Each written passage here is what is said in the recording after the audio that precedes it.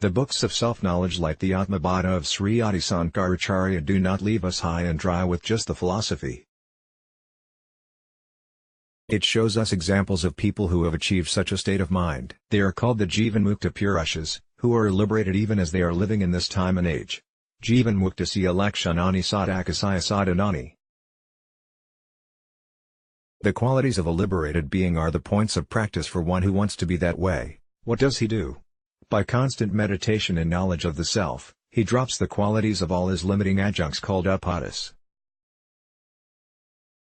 That is, he gives up the notion that he is just the body, the five functions of vital energy, the mind, the intellect, or the changing qualities of inertia, dynamic restlessness and quiet contemplation. When we say he gives them up, it is not any physical discarding, but a mental disassociation with those qualities. When he disassociates with these, then what does he identify himself with? The rare revelations of the scriptural texts point out to a higher, wider and a more expansive state of existence which is called Satchitananda. Truly, this is our personality. Sat means, I exist, therefore I am. Chit means, I exist as the nature of consciousness of myself. I know I am. Ananda means bliss. The difference between bliss and joy is that joy comes and goes alternating with sorrowful and painful experiences.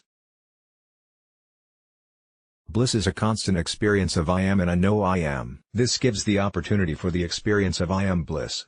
Existence, knowledge and bliss is my true nature. It cannot be taken away from me, wherever I go, whatever I do and in any circumstances I may find myself. In our mundane world, it pays to lift our mind constantly to the state of I am, I know I am and I am of the nature of bliss. All our little knowing and little experience that give us pain and suffering either by coming or by leaving, will vanish. The comparison to this process is likened to a worm that is placed by a wasp in a tight mud pack home.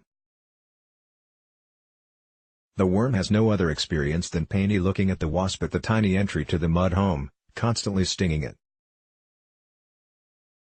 The worm meditates and meditates on the wasp and one day develops its own wings and flies out. We are that little worm thinking we are a worm. The Guru in the form of a wasp gives us some constant stings that makes us aware of our own true self until one day we too grow our wings of freedom and fly in the vast skies of freedom. Let's block ads. Why?